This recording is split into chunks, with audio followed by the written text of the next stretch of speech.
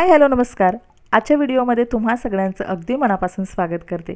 तुम्हाला सुद्धा तुमचे केस नैसर्गिकपणे काळेभोर राहावेत असं वाटत असेल किंवा तुम्हाला सुद्धा पांढऱ्या केसांची समस्या असेल तर आजचा व्हिडिओ शेवटपर्यंत नक्की पहा, तुम्हाला तो युजफुल आणि इन्फॉर्मेटिव्ह ठरणार आहे।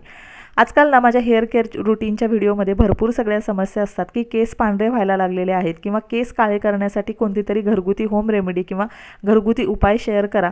तर आजच्या व्हिडिओमध्ये हा घरगुती उपाय मी शेअर केलेला आहे ज्याच्यामुळे आपले केस नैसर्गिकपणे काळेभोर राहण्यासाठी खूप जास्त मदत होणार आहे। तर व्हिडिओ शेवटपर्यंत पहा। व्हिडिओ आवडला तर नक्की व्हिडिओला लाईक आणि चॅनलला सबस्क्राइब सुद्धा करा।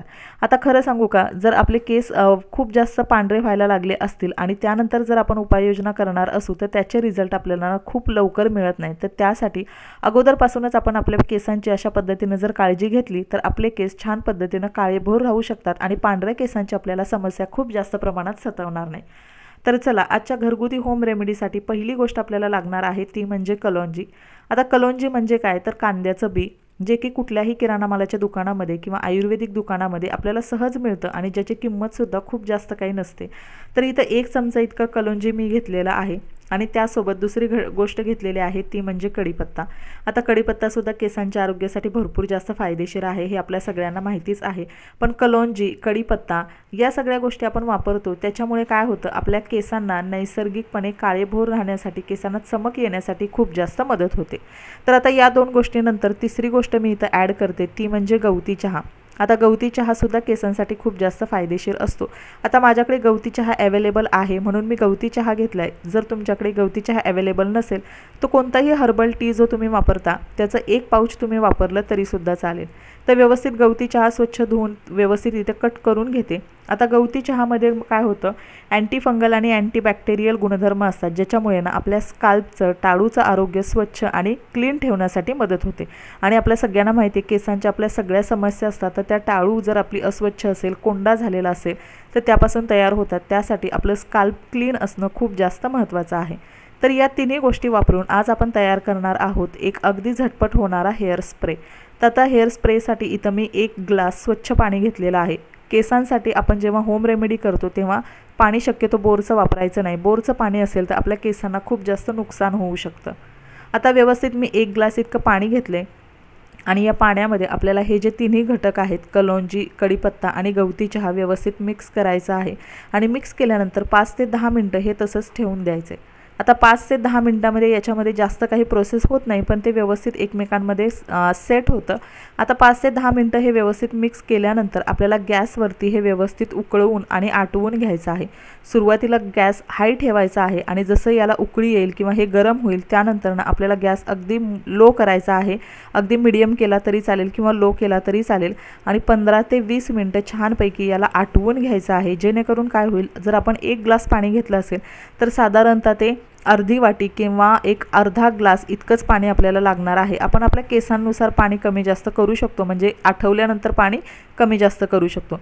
तर साधारणतः अगदी 1 ग्लासमधले एवढं पाणी शिल्लक राहील इथपर्यंत, या कन्सिस्टन्सीपर्यंत मी हे पाणी आटवून घेतलेलं आहे आणि त्यानंतर ना गॅस बंद केलेला आहे। आता हे तयार झालेलं हे जे पाणी आहे तर ते व्यवस्थित आपल्याला थोडंसं थंड करून घ्यायचं आहे।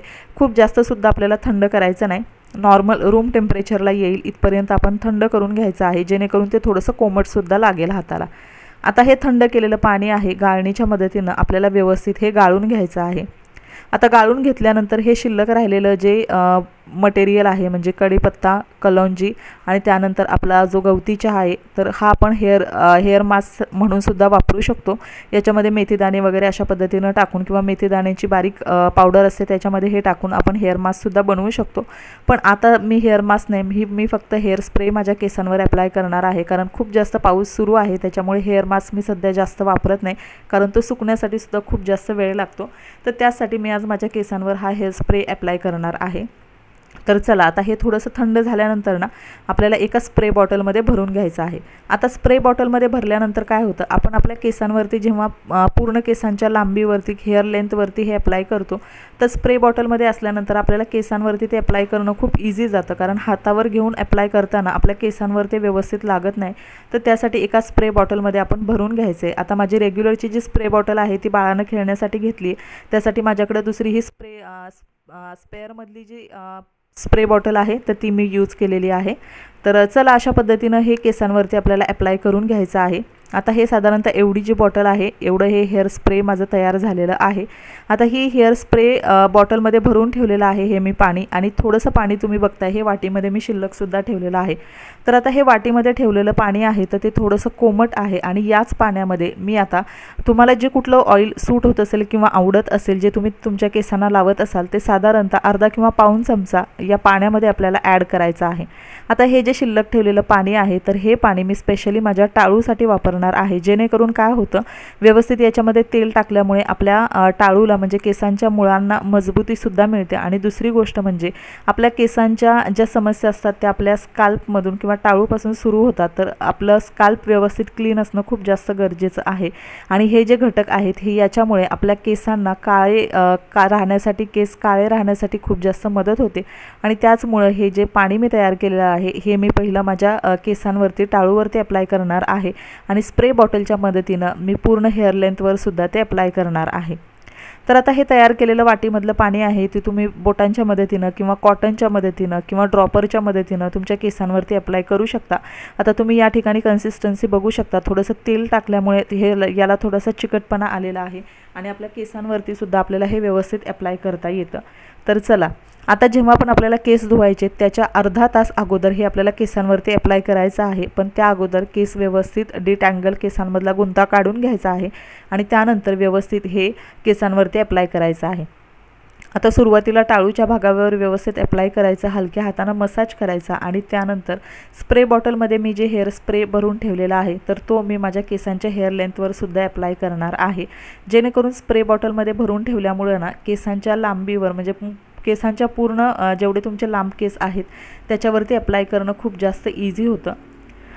तर हे अर्धा तास ठेवल्यानंतर आपण जसं रेग्युलर शॅम्पू करतो त्या पद्धतीने शॅम्पू करायचा आहे, आणि त्यानंतर केस नैसर्गिकपणे सुकल्यानंतर व्यवस्थित केस विंचरायचे आहेत। तर अशा पद्धतीनं तुम्ही हा जो हेअर स्प्रे आहे हा आठवड्यातून 2 वेळा किंवा 15 दिवसातून एकदा तुमच्या केसांवरती नक्की अप्लाय करा, जेणेकरून वयाच्या अगोदरच जर तुमचे केस पांढरे व्हायला लागले असतील तर त्यापासून तुमच्या केसांचं संरक्षण होईल, आणि तुमचे केस खूप जास्त दिवसांपर्यंत नैसर्गिक काळेभोर राहण्यासाठी मदतसुद्धा होणार आहे।